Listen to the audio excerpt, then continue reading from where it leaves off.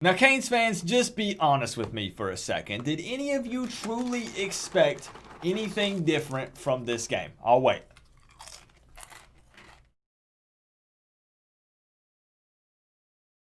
And no, don't even go there. Before we get into this, the rest did not cost us this game. Our poor preparation, both mentally and physically, Blake Baker's defense, and our wide receivers are what cost us this game. Coach, Coop, Coach, Coop, Coach, Coop, the Coach Coop Show. Coach, Coop, Coach, Coop, Coach, Coop, the Coach Coop Show. The Coach Coop Show. The Coach Coop Show. The Coach Coop Show. The Coach Coop Show. What's going on, Canes fans? I hate that we're having to wrap up the 2020 season with a video like this, but to be upfront and completely honest with you guys, I had mentally prepared myself for this type of video already. Unfortunately, I was correct in predicting a Miami loss in this bowl game. No, I didn't get the scores exactly right. That pretty much never happens.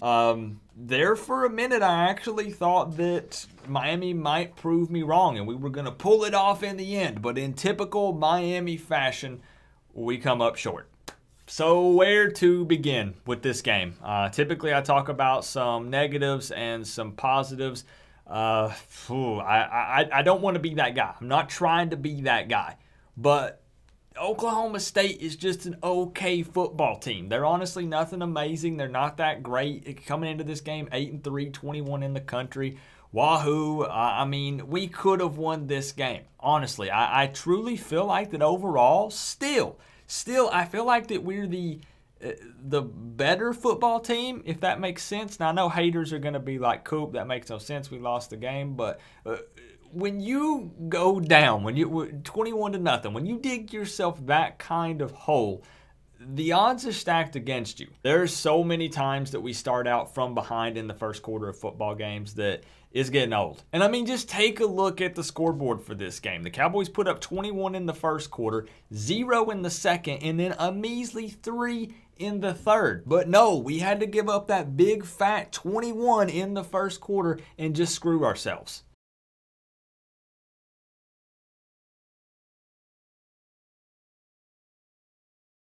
But I promised myself that I was going to remain calm, cool, and collected throughout the bowl game, which I think I did a pretty good job of. So let's carry that over to the React video. You're not going to see me just ranting and diving in and blowing up and breaking things. There's not a whole lot of things left to break, honestly. I mean, it's barely hanging on. But like I said, I kind of expected it. Doesn't make it any easier, so to say, but I tapered my expectations. And I hate to even mention it, but I have to put it out there. This one hurts.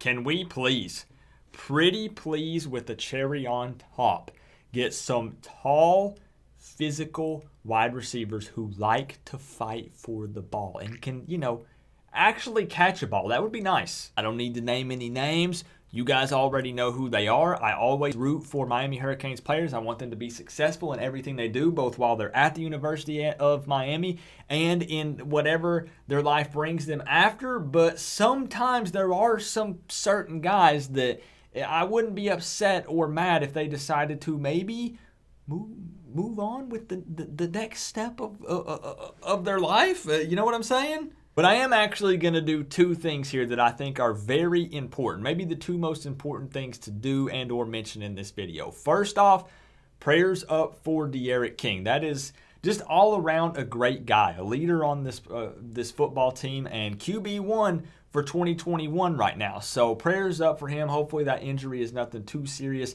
The man looked like he was in a lot of pain, and then you know what he does? He comes out and supports his squad on the sideline on crutches.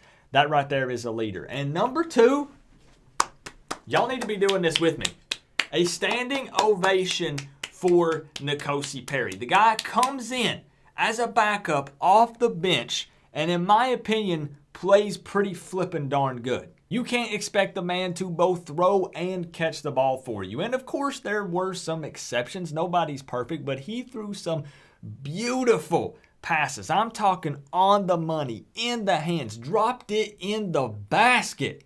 And time after time, we just couldn't come down with it. Even through some of the questionable flags and even after the poor defensive play, especially in the first half of the ball game, mainly the first quarter, if we make most of those catches, we win this ball game. And I would like to add that overall, I honestly am a pretty big Corey Couch fan, but man, they picked on him big time tonight. It was a really rough night for him. And like I said, though, I'm a big fan, and I think the future is bright for Couch, but we might just want to pretend tonight never happened. But if I'm trying to think of some positives to wrap up this video, I mean, Don Chaney Jr. showed that he's definitely that guy. I mean, he's going to be a huge running back for us. Keep in mind that we still have Jalen Knighton, a.k.a. Rooster, injured on the sideline. I don't know what Cameron Harris is going to do. He's mentioned a decision or something he's going to make at the beginning of January. But Don Chaney Jr. is that next level kind of back, and I'm looking forward to the impact that he can make in 2021. And maybe, I guess I'm spitting everywhere. I guess we showed some fight. I mean, again, in the past, I will say this still sucks. I know we didn't take care of business, guys, but in the past, going down 21-0 in the first, ball game, bro, it's over. And I mean, this ended up being a 3-point loss for us. So we did still show some fight, both offensively and defensively, honestly. Not that they played perfect, but we continued to fight throughout the game. It's just all around a tough situation and game. There were so many distractions leading up to this matchup, but also at the end of the day, that's not an excuse. You still have to find a way to come away with the victory. But in the end, we end 2020 with a 2-game losing streak and on a negative note. Going 8-3, I mean, that does definitely sound better than 6-7 from last year, and we scored more than double our points that we scored in our bowl game last year, which was against a lesser opponent. I mean, guys, I'm reaching here. Help me out, okay? I'm trying to be a little positive and optimistic, but again, don't let this take away. I do want to mention this, and then we're going to head over to ESPN.com and take a quick look at the stats. Don't let this necessarily take away from your excitement for the 2021 season because, I mean, we picked up some big early signing day recruits. We've recruited some ballers, man, some absolute dogs that could be big-time game changers for us. And I know that, typically in recruiting, we say that time and time again, cycle after cycle, class after class, but there's some big-time names in there, big-time players, recruits for us.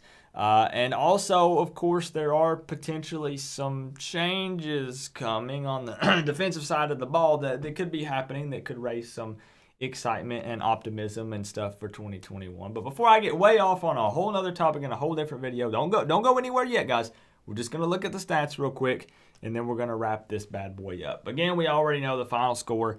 No need for me to even flip and repeat it.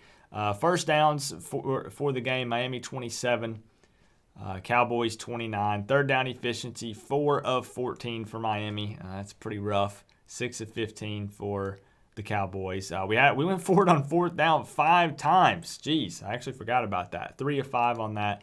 Total yards of offense, 512 for us. Oklahoma State, 418. I mean, didn't put up 600 or 700 on us. 356 of that was passing for us, 156 rushing. I mean, these numbers are not terrible. They're not. Penalties, this was an extremely heavily penalized game. I made the joke several times during the live hangout that they had a quota that they had to meet, and they were making sure that they met it. 8 penalties for 76 yards for us, 9 for 81 yards for Oklahoma State. Time of possession there, kind of similar. Let's look at the box score real quick to wrap this thing up. N'Kosi Perry, again, having to come in to relieve the injured De'Aaron King. 19 of 34, 228 yards, and 2 touchdowns. You can't judge his stats off of this game. I'm just being honest. Wide receivers did not help him out in any way. Rushing, Cameron Harris, 6 carries for 52 yards. That's just okay. Chaney, 6 carries for 50 yards. Again, I had much more explosive, better-looking runs. Just okay. De'Aaron King, before he went out, 8 carries for 18 yards. Harley's still that man. He's still that guy, and I'm hoping I'm going to do an entire video on it, that Mike Harley comes back for 2021, both for us to help the program, but also for his future. It would be the smartest decision for him because it's like he's flipped a switch. He's a totally different wide receiver. Brevin Jordan, 8 receptions for 96 yards. That man is an animal, an absolute beast. Let's see. I'm not going here. No, we're not doing it.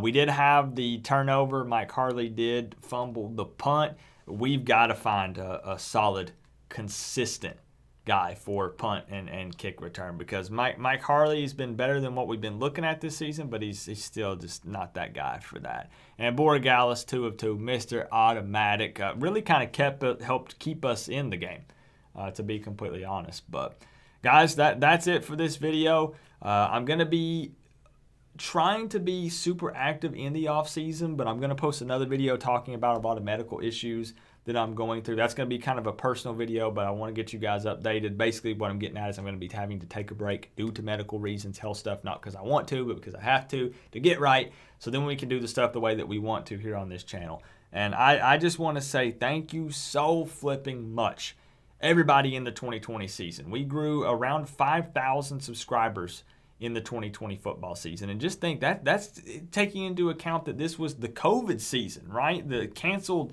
spring and all the canceled and rescheduled games. And you guys still showed up loud and proud, showed me a ton of support this season. Thank you so much. A blanket thank you to all of you. All of you guys matter. Each and every one of you. You guys are my friends and my family. And thank you so much for supporting me here on this platform and allowing me to do this. I absolutely love it. And man, like I said, I hate ending on a kind of a negative note, but let the off-season shenanigans begin. Remember though, guys, we're all one big happy college football family, but at the end of the day, I gotta say, it's always better when you get to rep the U.